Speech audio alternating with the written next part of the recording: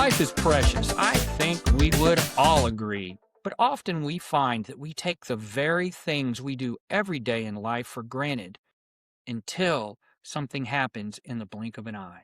Hello, I'm Tom Russo, and this is In a Blink of an Eye, where we discuss stories from ordinary people whose lives are changed in an instant and how they overcome through faith, courage, and determination.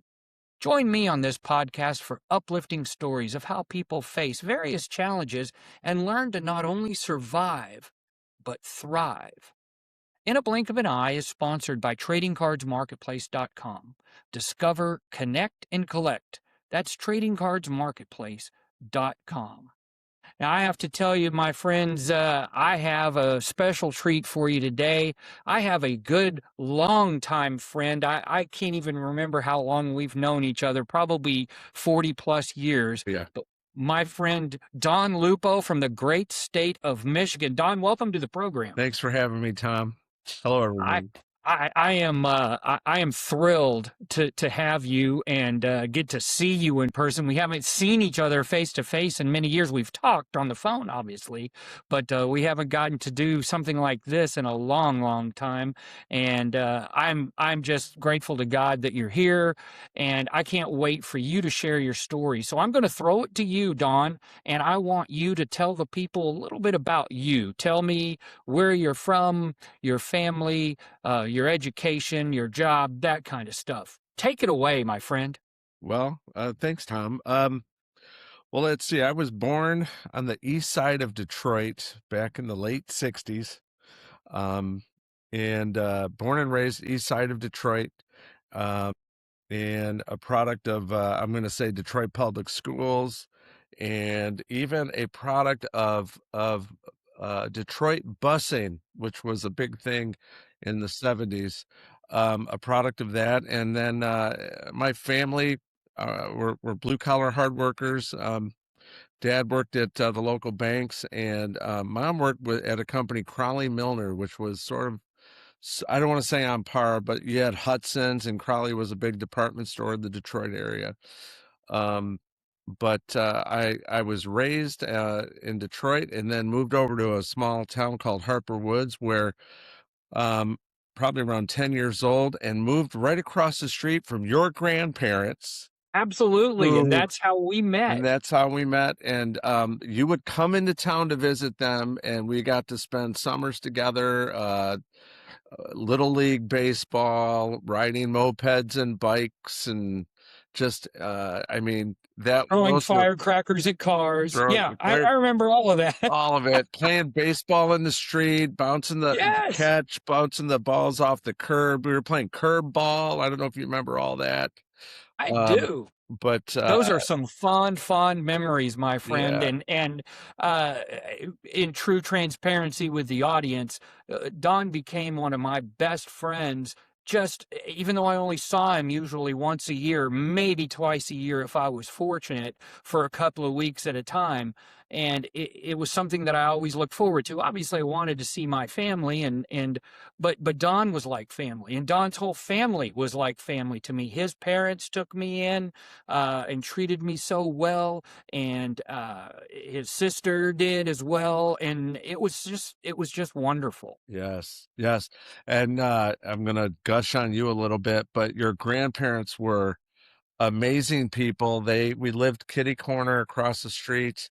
Man, they took care of me. I remember bowling on a bowling league. I think your grandma ran it, and I remember we didn't have much, but I remember I think my name got in a raffle or something, and they picked it, and she was kind of really happy I won a bowling ball, and I never had a bowling ball. And I always used the lane balls, right? And I was just a young boy, but boy, they were special. And your dad and your whole family. I mean, I was always impressed, and still am, at the I'm bragging on you, the level of intelligence that runs in your genes. Oh, no. And then, my of dad course, did it, that intelligence, anything, and I'm flipping it on you here, but Man, anything you put your mind to, Tom, everything you did growing up, I mean, you loved baseball cards, you loved baseball stats, you wrote a book. I'm just in awe of you and love your family. So, Well, you're uh, way too kind. You're yeah, way too kind. but But it, let, let's get it back to yeah, you because that's the real story and star of this show. We left off. You're in Harper Woods. You're growing up. growing up, played little league baseball there. That was a great time. Harper Woods was a terrific little league baseball town, but I ended up going to well, Grosse Point schools, and then I actually switched over to a school called well, Notre Dame Catholic High School, an all boys school, and Yeah, graduated which there is out of Harper. where my dad went to school. Right. And actually, we just celebrated, I think it was our 40th anniversary. Great, that special What time class there. were you in? What class were Class you of in? 1985. So, Me too, yeah, class of '85. I knew you and I were about the same yep. age. So, And so yeah, so graduated from there. I actually, and I talked to you already about just two memorable blink of an eye moments, but I'm going to throw a third one in there. And, but I went, I had a full scholarship to Wayne State University and went there in 1985 and thought I wanted to be a doctor. And I actually even worked at a hospital on the east side. And, I think it was in transportation and materials supply and getting into the flow of things. I worked there to pay for college and went to Wayne State University, but found out real fast that I just that was going to take too long. I wasn't really mentally. I think I had the smarts, but I wasn't ready for 4 years of liberal arts, 4 years of pre med, whatever it is, 4 years of internship, residency, and then all the debt that came with it.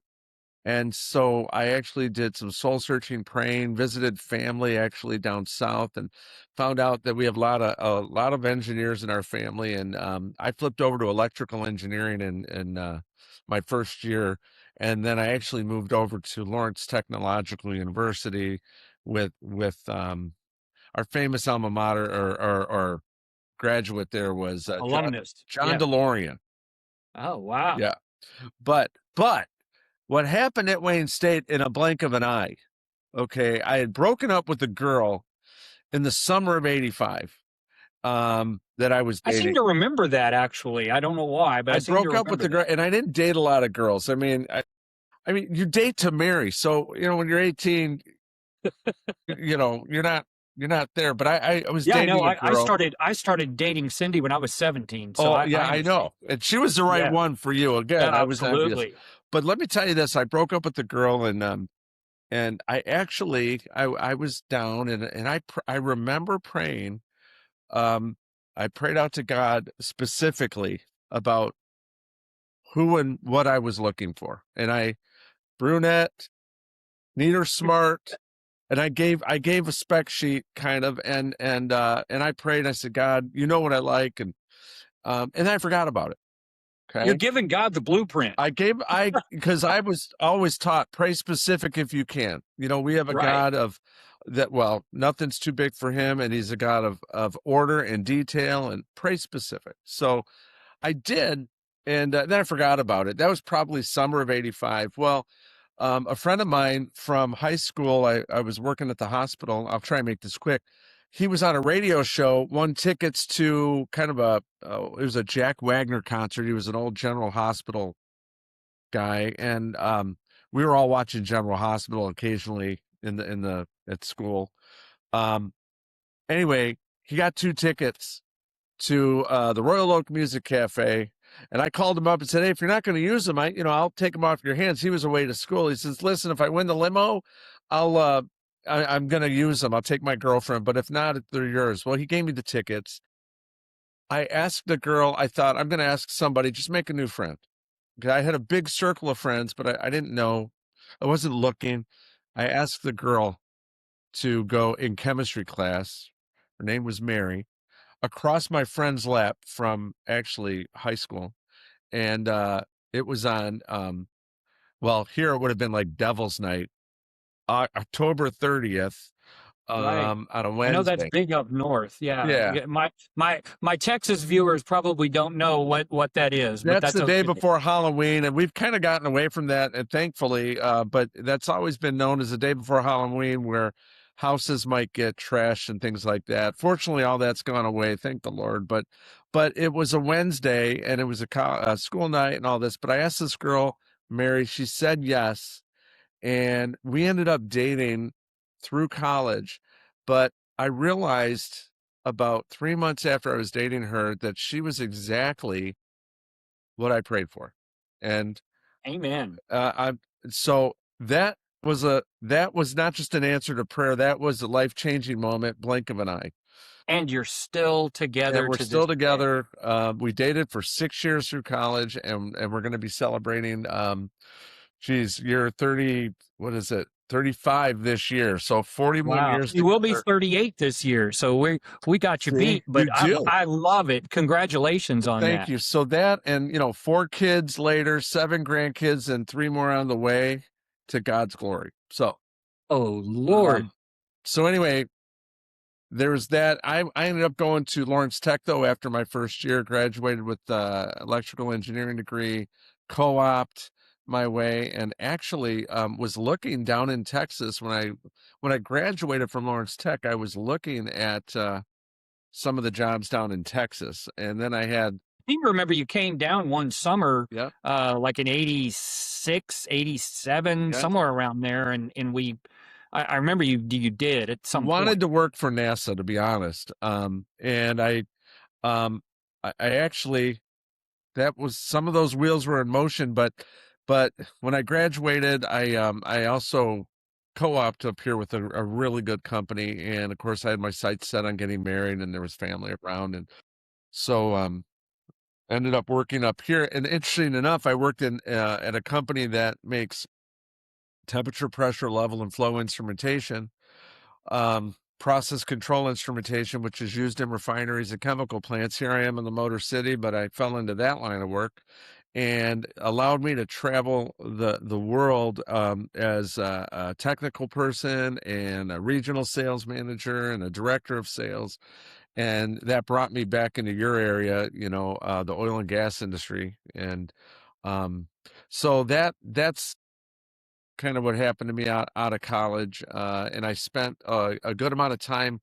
I actually left that my first job after a little bit of working there, and went to a company that sold safety rated boiler level controls, which and they were like an 80-year-old company, and met a great group of people, and believe it, I worked there a couple of years. They were bought out by a public company. I ended up going back to my previous company that I worked for out of college, and they were divisionalizing. But there was another blink of an eye moment. That whole transition I glossed over, but it was while I had left. Well, I was working with my company out of college, and then I followed an old boss to a new company, and I was getting promoted. I was a young guy in the 90s getting promoted, making more money, growing my family, and You used the term when we were talking before we went on camera called Peter Principle. exactly. You I think if you used know the what Peter. the Peter principle, you kind of get promoted faster than your skill set. And to your level of incompetence is really what it is. You get promoted to your level of incompetence. And that's the Not ever a word I would use with you. I would well, never use that word but with you know you. what? Every young person, I think, well, most young people, if you're average, even above average, I think, have that awakening. But the world has a way of leveling and humbling people. But anyway, long story short, I was promoted pretty quickly. I was earning money, and a lot of my worth was in my sales. And if I had a good sales week, it was. I was very happy. If I didn't, maybe I was moody, but it got to a point where my whole self-image was in my wallet and my career. And here I had a beautiful It was all about your job, it was. basically, that part of it. I mean, and ego and pride, and it was all about that. And so, you know, when Don, you're doesn't that put a lot of pressure on you with your family? Doesn't that it's almost the weight of the world on you when you look at things that way, it is right? because first of all, you can't control it. You can't control the world. And uh when you put your faith in that, it's going to let you down. And in my case, that weight, I felt if, you know what, if I can't keep this going, if I lose my job, things start to collapse. I could lose, well, my faith, not my faith, my Family, your family. home, I think your yeah, you could lose your image, your reputation, your credibility, your face. You your lose face. face Thank you. in the world. You Right. lose that face. And so that pretty much, I would say, gave me that was a blink of an eye moment, because it was at that point that I cried out to the Lord and I said, I don't really want this life. If this is what it is, I don't want it. I'm living for my wallet. That's not me. And if you can imagine the image, I handed it over, and it was strange because in after that, um, my phone rang about 3 days later from my old company, saying, "Hey, we restructured. We had you in mind. How you doing?" And they didn't know what was going on. And the company I was at was actually getting ready to. They were bought out, and they were getting ready to move it out of state. And I'm a Michigan guy, so all this was going on. And um, so we negotiated, and I took a role at my old company, and they didn't know it. But you know what? God literally just picked me up and moved me to out of the environment I was in into a new one, and built me as a And, as a and, and this was around 1997, if my right, notes are right. exactly right. And so let's go back to before you cried out. Let's go back to the depths, to where you're struggling. You're feeling that way. You're doing well. You're a good guy. You're doing good things, but you feel the weight of the world on you. What was it in your mind that really finally was the straw that broke the camel's back, where you said, God, it's yours. Take this wallet and please. What was that? What was that? Or was it one thing? Or was it just a culmination of everything? You know, I can't remember the exact day, but it's when you wake up and you realize, okay, I'm in a corporately, and I'm speaking this because if somebody hears it, maybe it'll resonate with them. But you're in a position that maybe you've grown up the corporate ladder, maybe your degree, you've got the work experience starting to build, but not enough to move you, and you're not portable any longer, and you're earning a wage maybe you can't earn other places, and you feel locked in, Been there. and you feel like, wow, if I lose this gig, you know, then what? And I might have to take a step. Nobody wants to go backwards. I got to take a step backwards. Nobody wants pain. That's going to be painful. And when you're a young guy, you don't want to go backwards, and you want to keep going forward. But it's a day you wake up and realize, you're not all that in a bag of chips, and that you might not be as portable as you think, and you got some stuff to learn. And That's beautiful, and if I can throw my life in here a little bit, because I kind of had that same blink of an eye moment. I had 32 years in the banking world, and I felt trapped. right, And I knew that I wasn't going to make the same kind of money if I went into something else, right, but it was not about money anymore. It was about what was right and what was good, and that's when I went into teaching. So I felt called by God to do that.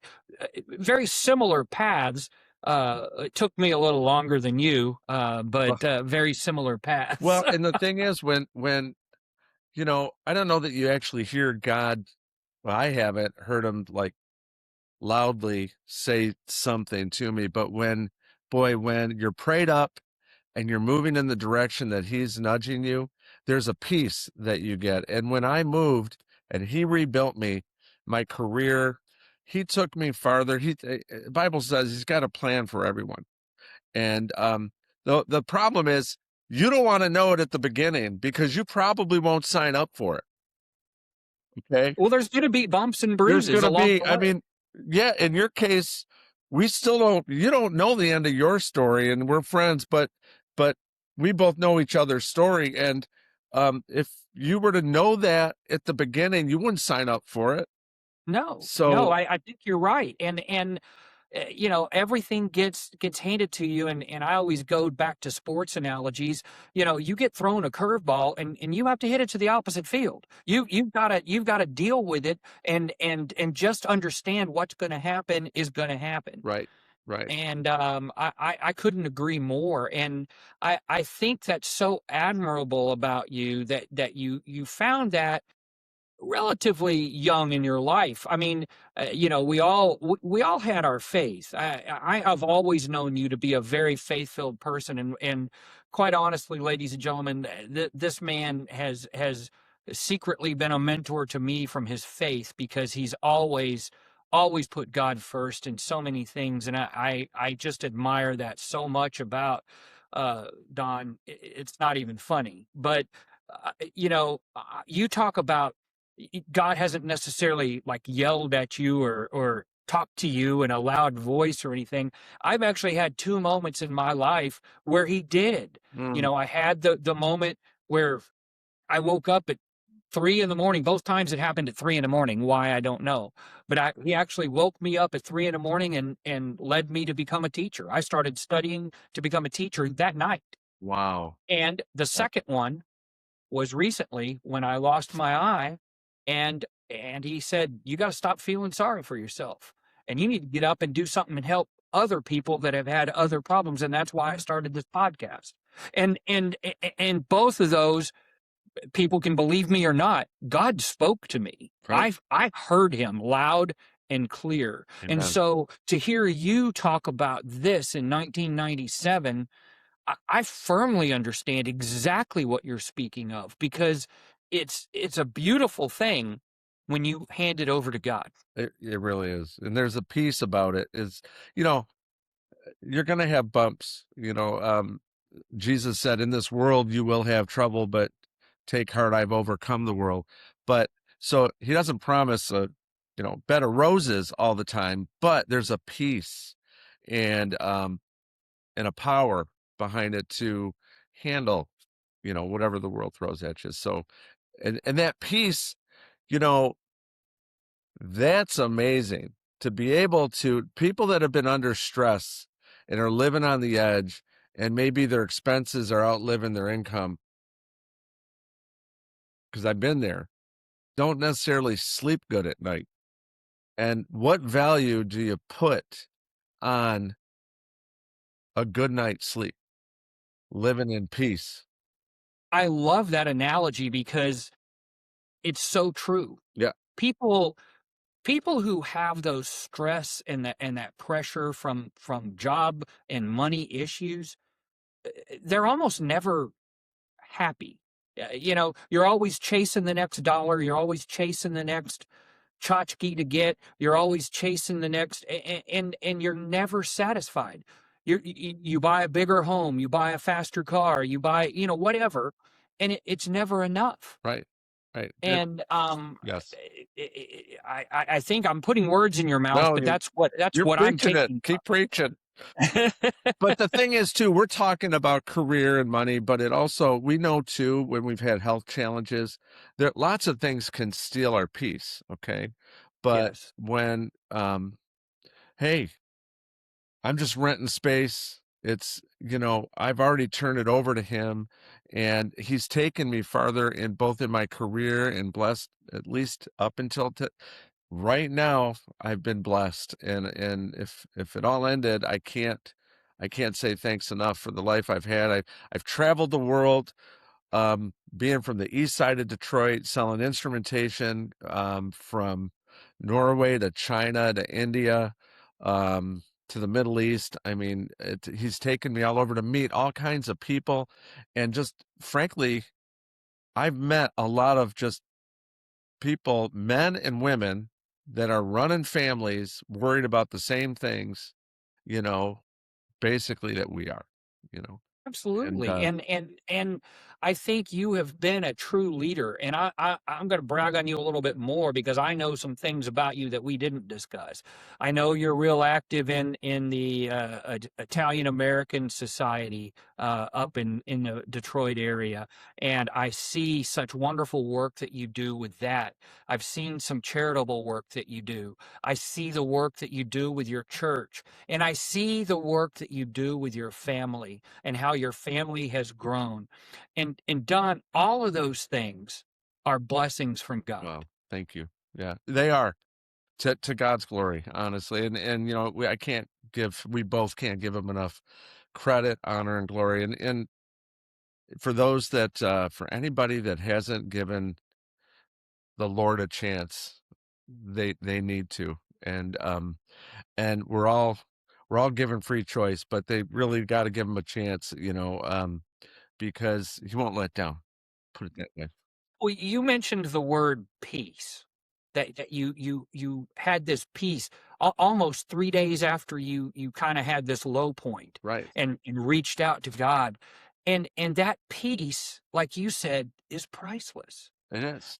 I'll throw another word out there that I think a lot of times people are fearful. Yeah. They fear the unknown. They fear what's coming up next. And we're all human. We all have fears. Don't Right. misunderstand me. But when you have that peace that God gives you, you don't worry about it as much. You don't put that fear above your faith. Right. Right. Fear takes a back seat to your faith because you know that it's in God's hands. And I think you are a living example of that. And I admire that so much. And I think that's the message to the listeners right now is have that faith. I should probably have this data point. I don't, but I know the Bible speaks heavily about fear not, and all throughout the Bible, Old Testament, New Testament, you're hearing fear not. And so, just to back up what you're saying, it must be out there because that was a big phrase, to fear not. So, Absolutely. yeah, Put your faith in me, not in worldly things. exactly. And yeah, and there's fear, there's anxiety, there's fear of change. There's worrying about pressures in the future, not just today. Um, Whatever the fear, the worry is, I mean, um, that can rob you of today's joy, rob you of peace, rob you of good sleep, actually distract you, which is a tool of the enemy for being the person that you need to become and staying focused on I'll just say the prize. That is so wonderfully said. And Don, I can't thank you enough for sharing your story and your faith with my listeners.